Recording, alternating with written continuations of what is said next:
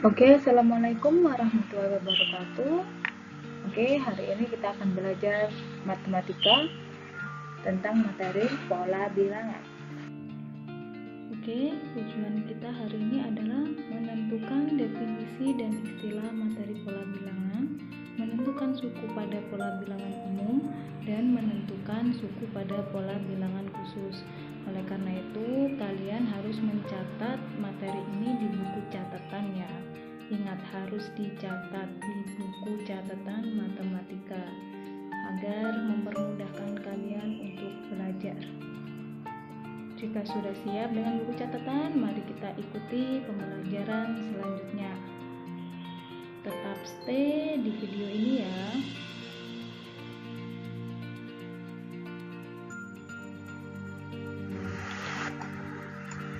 Oke, coba kita lihat contoh pola bilangan pada menara Hanoi, kalender, dan bunga bank. Misalnya pada kalender, kita dapat melihat terdapat susunan angka-angka baik mendatar maupun menurun ataupun diagonal. Dan pada bunga bank, kita akan melihat seberapa banyak bunga kita bertambah atau berkurang jika kita menabung di bank. Jadi kegunaan pola bilangan di kehidupan sehari-hari banyak kalian ketemukan. Jadi apa itu pola bilangan? Pola bilangan itu adalah susunan angka-angka yang mempunyai pola-pola tertentu atau aturan-aturan tertentu. Untuk lebih jelasnya, mari kita lihat video berikut.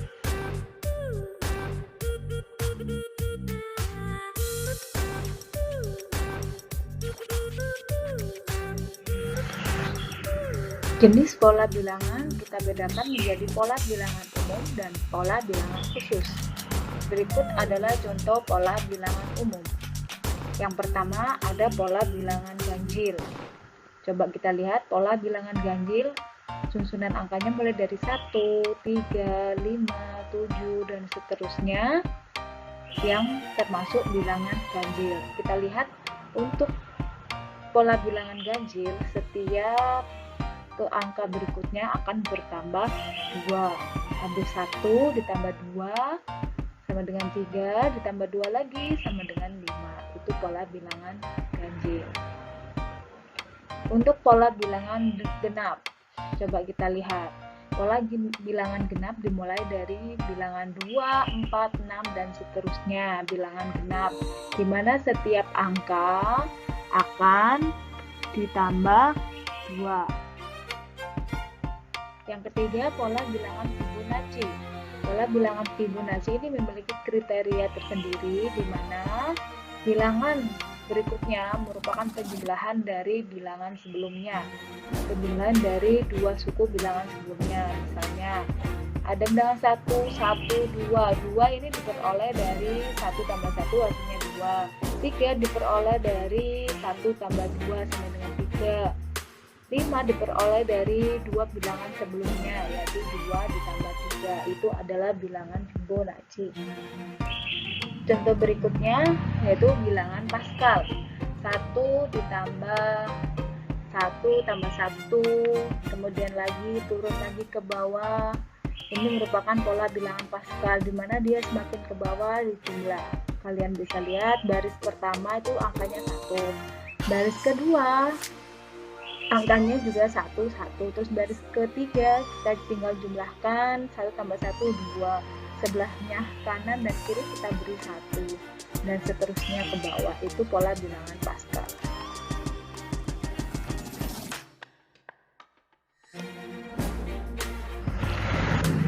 Untuk selanjutnya pola bilangan khusus. Kenapa dinamakan khusus? Karena untuk menentukan polanya kita harus menggunakan rumus. Sedangkan pola bilangan umum kita bisa menentukan bilangan berikutnya dengan mencoba-coba atau tanpa rumus. Oke, untuk pola bilangan khusus yang pertama kita bisa lihat pola bilangan persegi. Pola bilangan persegi panjang, bentuknya persegi panjang. Pola bilangan segitiga, bisa dilihat gambarnya, dan pola bilangan pangkat 2 dan pola bilangan pangkat 3. Seperti itu. Kita bisa lihat contoh pola bilangan pangkat 2. Ada pola bilangan dimulai dari 1, 4, 9. 1 diperoleh dari 1 pangkat 2, sedangkan 4 diperoleh dari 2 pangkat 2. 9 diperoleh dari 3 pangkat 3, dan seterusnya. Jika untuk mencari suku ke-10, maka pola bilangannya nanti 10 pangkat 2. Seperti itu.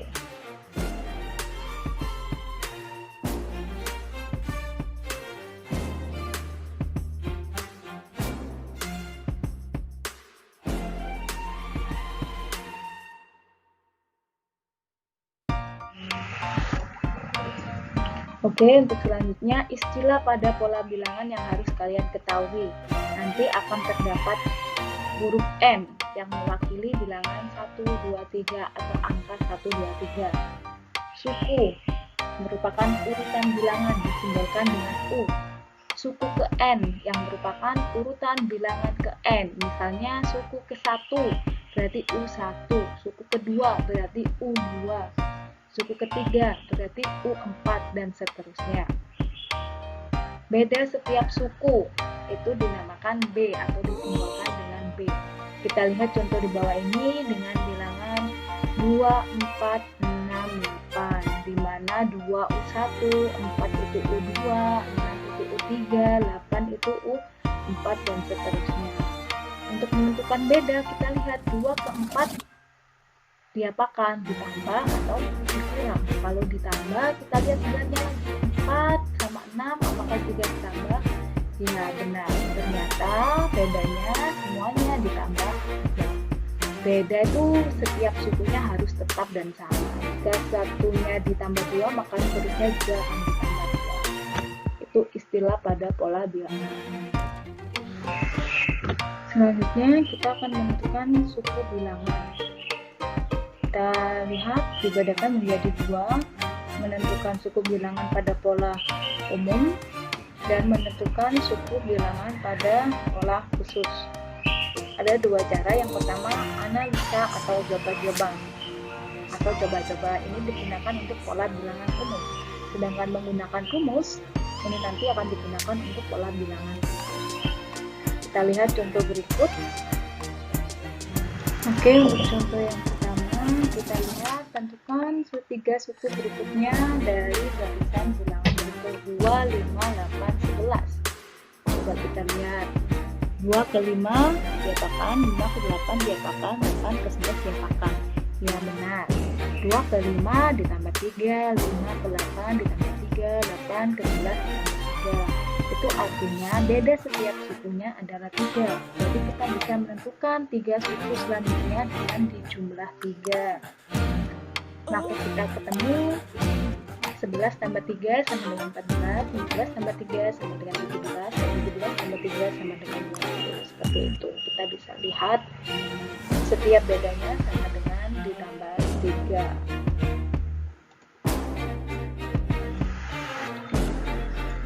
Untuk selanjutnya, tentukan 3 suku berikutnya dari barisan bilangan berikut. Barisannya min 1, 2, 4, min 3, 9, min 8, 14. Coba kita lihat. Kita akan mencoba-coba. Kita lihat min 1 ke 4, 4 ke 9, dan 9 ke 14. Kita akan menentukan kalau bedanya itu ditambah 5.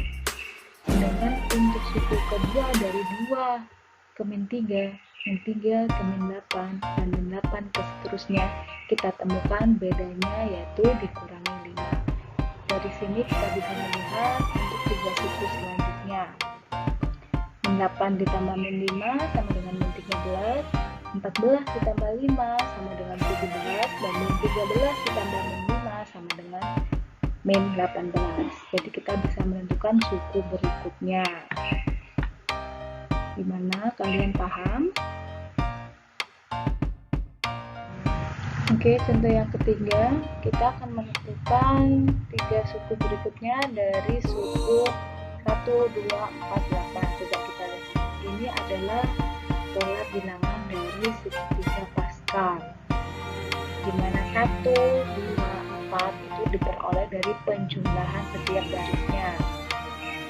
Untuk baris pertama jumlahnya 1. Untuk baris kedua karena isinya 1 dan 1 kita jumlahkan akan ketemu 2. Untuk baris ketiga 1 tambah 2 tambah 1 ketemu 4.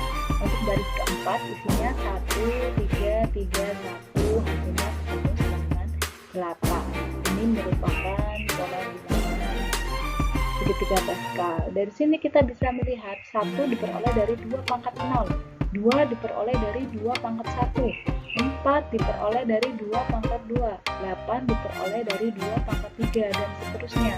Jadi untuk menentukan suku berikutnya kita bisa menggunakan rumus 2 pangkat n dikurangi 1. Seperti itu. Jadi tinggal kita masukkan kita mau suku ke berapa. Misalnya kita mau ke suku ke 100, kita bisa mengganti n ini dengan 100, baru kita bisa menghitungnya.